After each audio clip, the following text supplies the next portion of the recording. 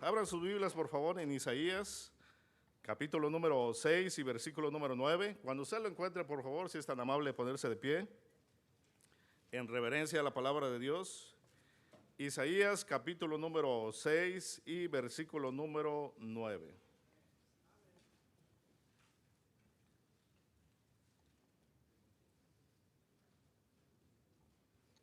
Vamos a leer el versículo número 8.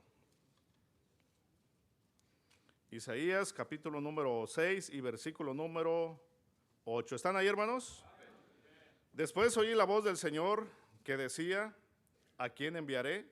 ¿Y quién irá por nosotros? Entonces respondí yo: heme aquí, envíame a mí. Vamos a orar. Amado Padre, en esa tarde queremos darle las gracias por lo bueno que es con nosotros. Gracias le damos por la vida, gracias le damos por la salud. Gracias le damos por esta oportunidad que usted nos da de exponernos a su palabra a través de esta conferencia. Yo pido, Padre, que usted rete a los jóvenes.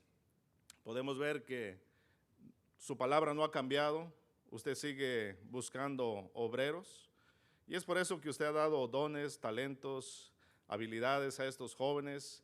Quizá ellos piensen que la pueden usar como ellos quieran. Pero hágales entender, Padre, que usted tiene un propósito para sus vidas. El deseo de ustedes es usarles y que solamente está buscando instrumentos dispuestos para su honra y su gloria. Pedimos su bendición y todo esto se lo pedimos en el nombre del Señor Jesucristo. Amén. Amén. Pueden tomar sus asientos, hermanos.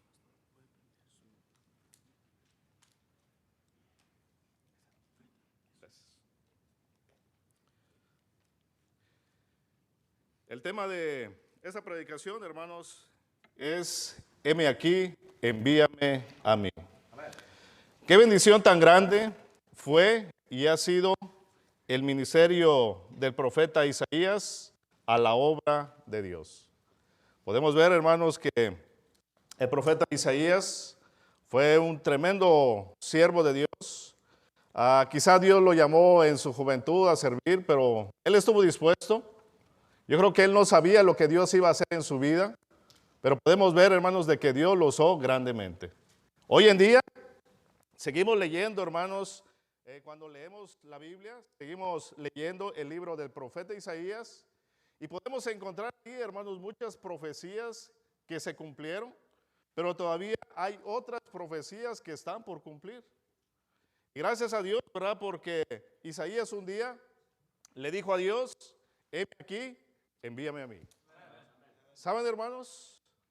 Dios sigue buscando a jóvenes, a señoritas que tengan esa misma disposición como la tuvo Isaías para servir a Dios.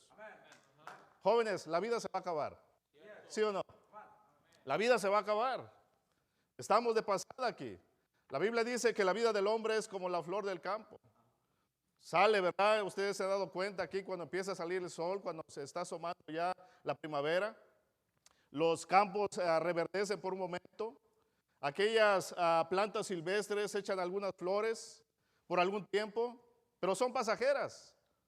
Empieza a calentar el sol y aquellas hierbas se secan y la flor se marchita y muere. Así también es la vida del hombre. Entonces, jóvenes, tenemos solamente una vida. Tenemos solamente una oportunidad para servir a Dios y nosotros somos los que vamos a tomar la decisión de entregar nuestra vida a Dios o vivirla para nosotros mismos.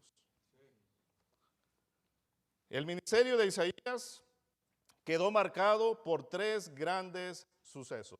Número uno, su disposición. Isaías respondió a la necesidad presentada por Dios. Es lo que leímos en el versículo número 8, dice: después oí la voz del Señor que decía: ¿a quién enviaré? ¿Y quién irá por nosotros? Entonces respondí yo: heme aquí, envíame a mí.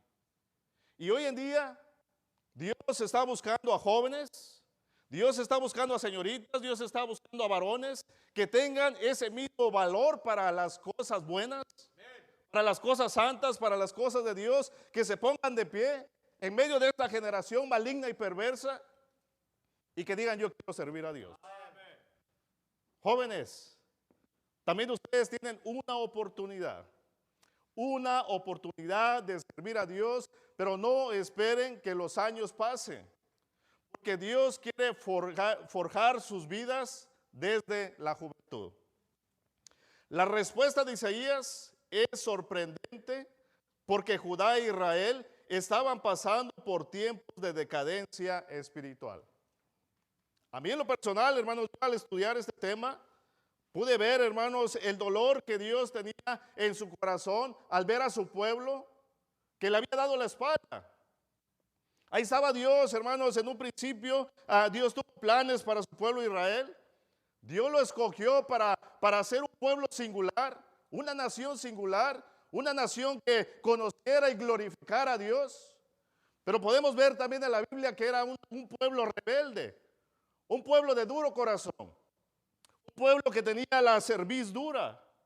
Y ellos constantemente estaban dejando a Dios, se iban en pos de dioses, en pos de su voluntad, en pos de la idolatría. Y eso, hermanos, le dolía a Dios en su corazón. Puedo ver, hermanos, en el capítulo número 5, versículo del 1 al 7, podemos saber ahí, hermanos, cómo Dios expresa ese dolor que tenía en su corazón de ver a su pueblo predilecto dándole la espalda. Dice versículo número 1, ahora cantaré por mi amado el cantar de mi amado a su viña. Tenía mi amado una viña en una ladera fértil. La había cercado y despedregado y plantado de vides escogidas. Había edificado en medio de ella una torre y echó también en ella un lagar y esperaba que diese uvas y dio uvas, ¿qué dice? Agrias. Ahora, pues, vecinos de Jerusalén y varones de Judá, juzgad ahora entre mí y mi viña. ¿Qué más podía hacer a mi viña que yo no haya hecho en ella? ¿Cómo, esperando yo que diese uvas, ha dado uvas silvestres? Os mostraré, pues, ahora lo que haré yo a mi viña.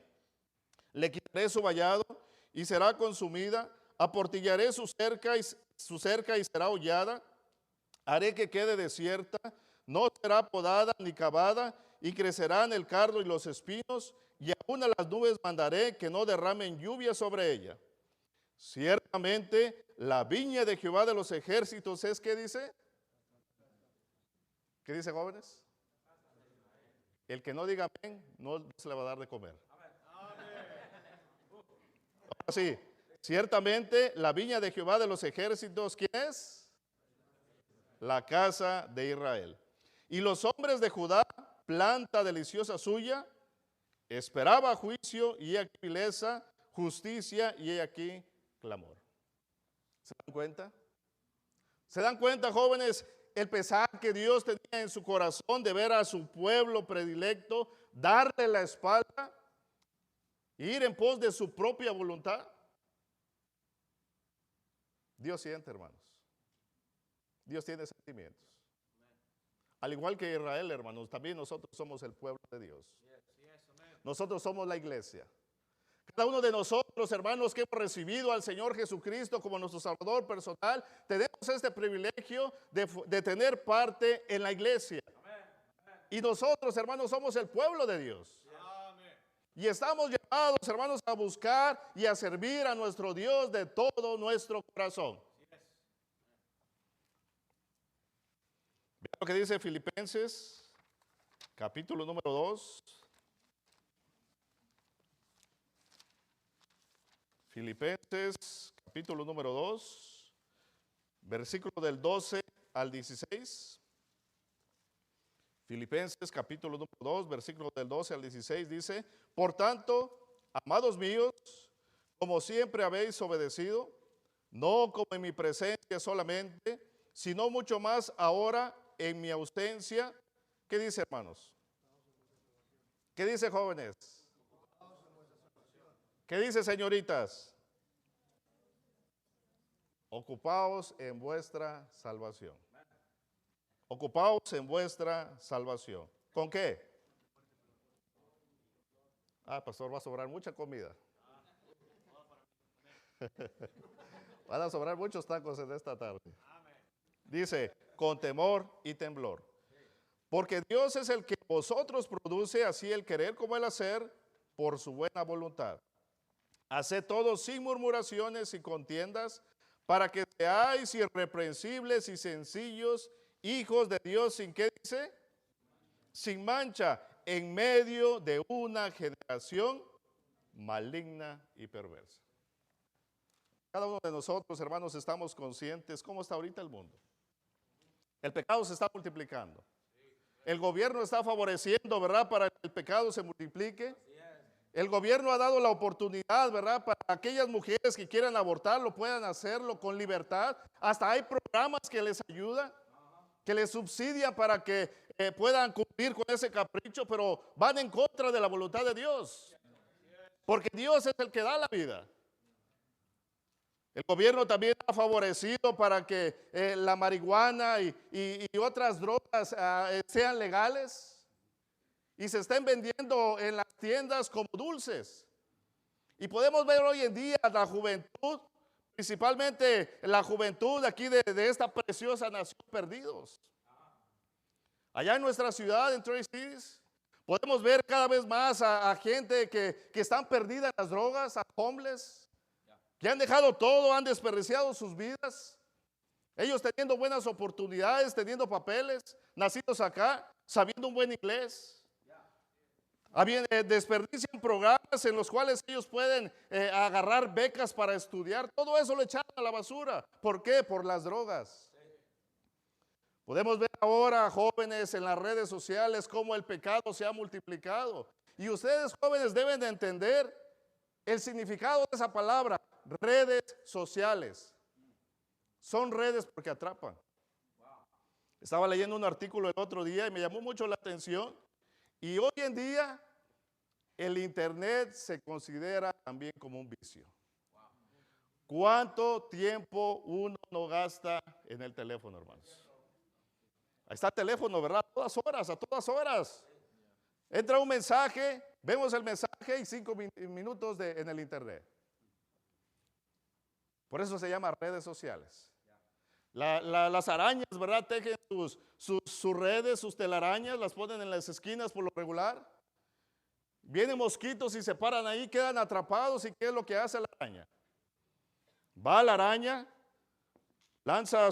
pone su lanceta en ese insecto y lo consume. Lo chupa, lo seca. Así es el internet.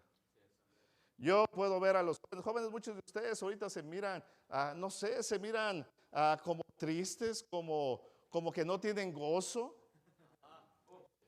como que no disfrutan estar aquí en una conferencia de jóvenes. Yo los estaba viendo, jóvenes, allá atrás cuando estaban con las preguntas aquí, no, unos abrían la boca así, miren. Yo dije, ¿dónde está el gozo de los jóvenes? ¿Dónde está el gozo de los jóvenes? Jóvenes, ¿en qué ustedes están gozando? Nosotros como pueblo de Dios debemos de gozarnos en los caminos de nuestro Dios, porque los caminos de nuestro Dios son preciosos, hermanos.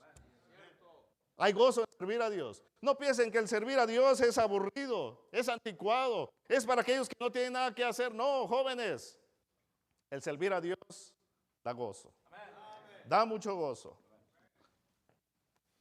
Entonces, jóvenes, estamos llamados a resplandecer en medio de esta generación maligna y perversa para dar honra y gloria a nuestro Dios. Levantémonos, jóvenes. Jóvenes, ustedes están llenos de vida. Ustedes están llenos de sabiduría, porque aquí en este país Dios les ha permitido alcanzar una sabiduría más. Porque es una nación muy despierta. Y ustedes han nacido acá. Y ustedes tienen la oportunidad y el privilegio de servir a Dios. Y Dios quiere seguir usando a hombres y mujeres, así como lo hizo con Isaías. Isaías vivía en medio de una generación perversa. Si ustedes se pudieron dar cuenta, todos ellos le habían dado la espalda a Dios. Era una nación que estaban siguiendo sus propios caminos. Pero, hermanos, ahí estaba la diferencia. Isaías, él no fue en pos del mundo, él no se dejó arrastrar por las corrientes de este mundo, sino que él dijo, yo me voy a parar firme, Me voy a parar y voy a servirle a Dios de tiempo completo. ¿Qué de ustedes, jóvenes? ¿Qué quieren hacer con sus vidas? ¿Dejarla pasar? ¿Desperdiciar esta grande oportunidad que ustedes tienen para servirle al Rey de Reyes y Señores, señores? La salvación es gratuita, pero las recompensas se obtienen a través de la fidelidad y del trabajo en la obra de nuestro Dios.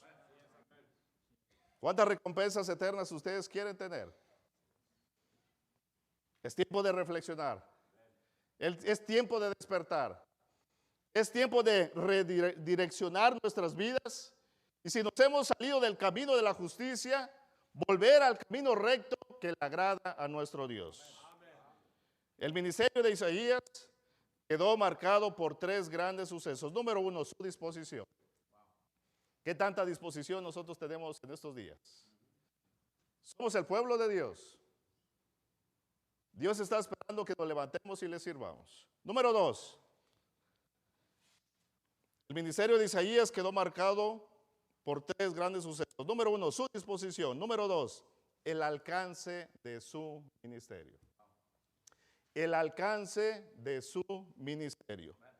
El profeta Isaías llevó a cabo su ministerio en Judá durante los reinados de 4 reyes. Posiblemente entre 740 y 680 antes de Cristo. Un periodo de 60 años. Una larga vida tuvo el profeta Isaías dentro del ministerio. El profeta Isaías creo que nunca imaginó que su ministerio sería por 60 años. Pero ¿saben qué? Dios usa a aquellos que se disponen.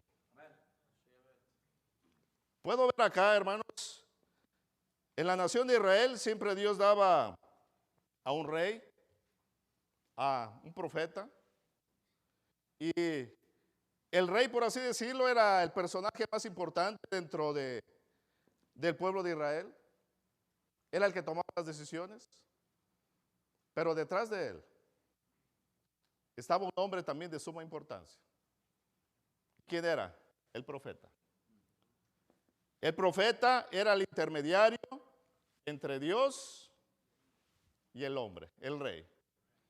Cuando Dios quería hablar al rey y a su pueblo, lo hacía a través del profeta. Ahora mire, Isaías tuvo ese tremendo privilegio de servir a Dios durante el periodo de 4 reyes. 60 años estuvo sirviéndole a Dios. Yo creo que él nunca imaginó qué amplio iba a ser su ministerio, pero la verdad, hermanos, es que Dios nos sorprende. No somos dignos, hermanos, pero Dios aún sigue haciendo su obra a través de humanos débiles como nosotros. No es el hombre el que hace la obra de Dios, es Dios, pero Dios quiere usar a hombres dispuestos, a hombres valientes, a hombres que tengan esa disposición, que quieran dejar sus vidas, que quieran dejar sus metas. Digan, yo he entendido que esta vida se me va a acabar y no quiero gastármela para mí mismo, sino que quiero dedicarla a Dios, quiero servirle a Dios. Y ¿saben qué, hermanos? Dios deposita su gracia ahí. Vea lo que dice en Romanos capítulo número 12. Sabemos que Dios es grande. Sabemos que la obra de Dios es maravillosa. Y Dios sigue buscando obreros. ¿Qué es lo que Dios quiere hacer en nuestras vidas? Oh, hermanos, cosas grandes. Cosas grandes que ni por nuestra mente han pasado, pero el deseo de Dios es usarnos. Romanos capítulo número 12, versículo 1 y 2 dice: así que, hermanos, os ruego por las misericordias de Dios que presentéis vuestros cuerpos en, ¿qué dice? En sacrificio vivo, santo, agradable a Dios, que es ¿qué? Ahora recuerden, en la ley, ¿verdad que se ofrecían sacrificios? ¿De qué? De animales. Ahora Dios ya no pide sacrificios de animales. Ahora Dios pide que nosotros mismos tengamos ese deseo de poner en ese sacrificio nuestra carne, nuestros deseos, nuestra voluntad, que la dediquemos a Dios. Y si nosotros hacemos eso, si nosotros dedicamos nuestra vida a Dios, va a suceder algo muy importante. ¿Qué es, pastor? Versículo 2. No os conforméis a este siglo, hablando de este mundo, sino transformaos por medio de la renovación de vuestro entendimiento, y es posible hacerlo, hermanos. Porque cuando nosotros recibimos al Señor Jesucristo como nuestro Salvador personal, Él nos hizo una nueva criatura. De modo que si alguno está en Cristo, nueva criatura es. Las cosas viejas pasaron, he aquí, todas son hechas nuevas. Entonces, esa transformación es posible. Porque Cristo vive en nuestros corazones. Y porque Dios está transformando nuestras vidas. No os conforméis a este siglo, sino transformaos por medio de la renovación de vuestro entendimiento, para que comprobéis cuál sea la buena voluntad de Dios, que es agradable y perfecta. Dios tiene planes para todos, hermanos. Dios tiene preciosos planes para todos. Y el deseo de Dios, hermanos, es usarnos. ¿Quién va a ser el que va a descubrir cuál es la voluntad de Dios para su vida? Es aquel que haya dedicado su vida a Dios. Es aquel que haya entregado su vida a Dios. Es por eso la importancia, jovencitas y jóvenes, de que ustedes dediquen su vida a Dios. De que ustedes se dediquen a Dios, se aparten para Él. Y si ustedes lo hacen, Dios va a empezar a trabajar en sus vidas y Dios les va a demostrar cuál es su voluntad. Y la Biblia dice que la voluntad de Dios es perfecta y agradable. Tenía 23 años, hermanos, cuando yo llegué a este país. Vine por una invitación de un amigo. Un amigo me invitó a venir para acá y me dijo, vente a Estados Unidos para que vengas a conocer, vengas a darte una vuelta. Trabajas un año y te regresas. Yo estaba estudiando allá en México. Y le comenté a mi papá y le dije, mi amigo Robelín me está invitando a ir allá a Pasco, Washington. Yo no sabía ni dónde estaba Pasco, Washington. ¿Cómo ves, papá? Le dije. Y me dice mi papá, mira, hijo, si tú te quieres ir, yo te doy para tu pasaje para que llegues a la frontera. Ya luego de ahí, hermanos, alguien me iba a dar un aventón. ¿Sí saben qué?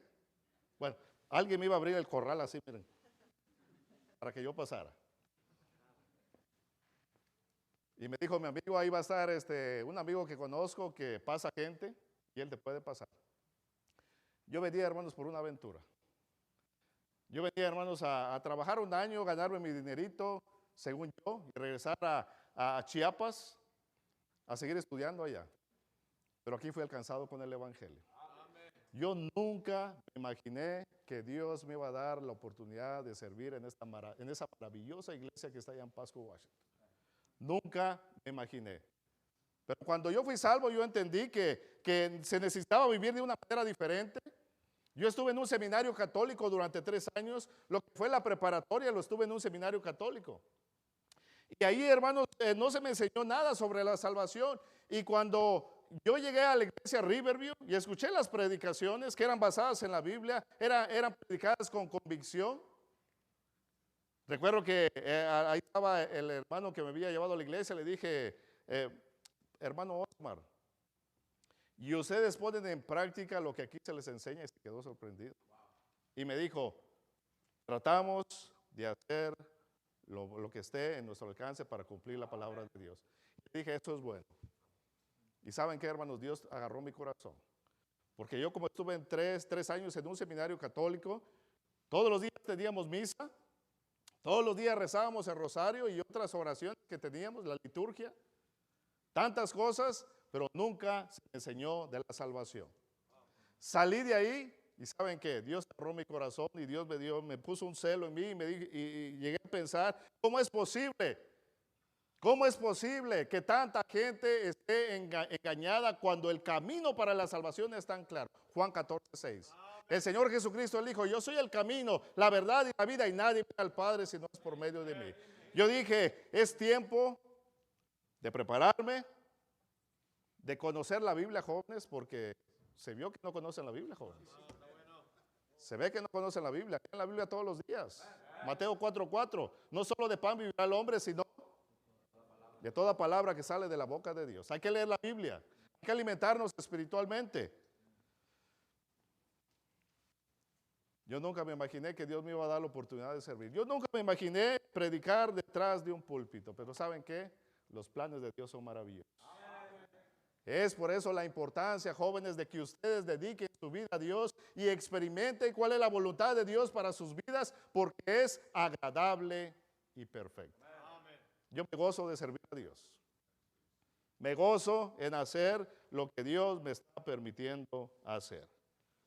Podemos ver, hermanos, al profeta Isaías, que él nunca se imaginó el alcance de su ministerio, pero él lo experimentó porque fue un instrumento para Dios.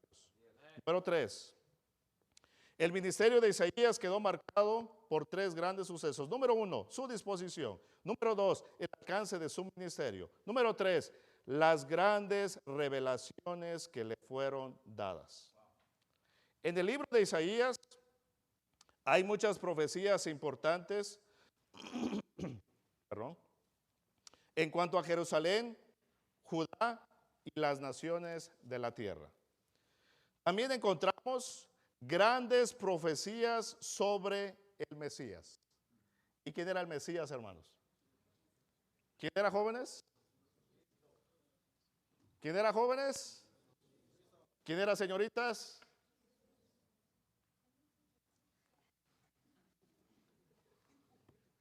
A ver si para la siguiente predicación ya se animan más. También encontramos grandes profecías sobre el Mesías, que es el Señor Jesucristo. Como por ejemplo, el nacimiento del Señor Jesucristo. Imagínense, fue profetizado 700 años atrás, antes que ocurriera. El profeta Isaías yo creo que no entendió de qué estaba hablando Dios, pero Dios le permitió, ¿verdad?, a través de él, ¿verdad?, dar a conocer esta profecía, que se iba a cumplir aproximadamente 700 años después. ¿Quieren ver dónde está? ¿Sí? ¿O no? Les digo, jóvenes, les digo. 7:14, Isaías 7:14. Isaías 7:14 dice: por tanto, el Señor mismo os dará señal. He aquí que la Virgen concebirá y dará a luz un hijo y llamará su nombre Emmanuel, que significa ¿qué? Dios con nosotros. También podemos ver otra grande profecía sobre el Mesías acerca de su deidad. Isaías 9:6. Porque un niño nos es nacido, hijo nos es dado, y el principado sobre su hombro, y se llamará su nombre admirable, consejero, Dios fuerte, Padre eterno y príncipe de paz. Podemos ver también acerca de su muerte. Antes de eso podemos ver también acerca de su ministerio. Vamos a leer Isaías capítulo 61. Isaías capítulo número 61. Isaías capítulo número 61, versículo 1 y 2 dice: el Espíritu de Jehová, el Señor, está sobre mí, porque me ungió Jehová, me ha enviado a predicar buenas nuevas a los abatidos, a vendar a los quebrantados de corazón, a publicar libertad a los cautivos y a los presos apertura de la cárcel, a proclamar el año de la buena voluntad de Jehová y el día de venganza del Dios nuestro, a consolar a todos los enlutados. ¿Y de quién está hablando acá, hermanos? Del Señor Jesucristo. Y el Señor Jesucristo, hermanos, en una ocasión, cuando estaba en una sinagoga, dice la Biblia que se le entregó el rollo del libro del profeta Isaías y él cumplió, hermanos, esta profecía. Él leyó ante todos los que estaban reunidos en esa ocasión y el Señor Jesucristo dijo: hoy se ha cumplido esto sobre mí. El buen año, el año agradable del Señor había comenzado, que era el tiempo de la gracia. Podemos ver también, hermanos, en el libro de Isaías acerca de la muerte del Señor Jesucristo. ¿Qué tal, hermanos? Isaías capítulo 53. ¿Verdad que es un tremendo capítulo? Y ahí podemos ver que se describe paso a paso todo lo que el Señor Jesucristo tuvo que pasar hasta llegar a la cruz del Calvario y dar la vida por toda su creación. Pero vea lo que dice el versículo 12. El versículo 12 es como una especie de conclusión. 53:12 dice: por tanto, yo le daré parte con los grandes y con los fuertes repartirá despojos, por cuanto derramó su vida hasta la muerte y fue contado con los pecadores, habiendo él llevado el pecado de muchos, y están incluidos los de nosotros, y orado por los transgresores. También, hermanos, en el libro de Isaías encontramos acerca del futuro reino milenial. ¿Sí saben, hermanos, que vamos a vivir en el milenio? Sabemos, hermanos, que estamos esperando la venida del Señor Jesucristo. Sabemos que estamos esperando, hermanos, el rapto de la iglesia. Y el Señor Jesucristo va a regresar. ¿Cuándo? No sabemos. ¿A qué horas? No sabemos. Pero Él va a regresar porque las promesas de Dios son fieles. La Biblia dice que nos va a llevar al cielo 7 años. Vamos a estar allá. Lo primero que va a suceder va a ser las bodas del Cordero. Perdón, el tribunal de Cristo. Luego las bodas del Cordero. Después de eso dice la Biblia que vamos a regresar con el Señor Jesucristo a este mundo y vamos a reinar con Él 1000 años. Y en el libro, hermanos, de Isaías, ahí encontramos sobre esto. Capítulo número 11, versículo del 1 al 10. Nos habla, hermanos, acerca de esa paz que va a haber en el milenio, porque Dios va a gobernar. Y el reino de Dios va a ser un gobierno perfecto. ¿Verdad que estamos hartos, verdad, de la corrupción? Estamos hartos, hermanos, de ese gobierno trabajan a su favor solamente, gobierno convenenciero. Estamos hartos de eso, de que no hay justicia, no hay paz, no hay tranquilidad. Pero en el milenio todo va a ser diferente, porque Dios va a gobernar. ¿Y saben qué, jóvenes? Dios nos da la oportunidad de servirle en el milenio. Vamos a gobernar con Él. Jóvenes, pensemos en el futuro, pensemos en lo que viene. Es por eso que Dios nos dejó su palabra ya revelada. Podemos entenderla a través del Espíritu Santo. Y si nosotros, hermanos, conocemos la palabra de Dios y la hacemos viva en nuestras vidas, vamos a tener el deseo, hermanos, de servirle más a Dios. Porque la palabra de Dios, hermanos, se va a cumplir. El profeta Isaías recibió grandes revelaciones, grandes profecías. Algunas ya se cumplieron y otras están por cumplirse. Isaías fue un hombre que se dejó usar por Dios. Vean lo que dice Daniel capítulo número 12.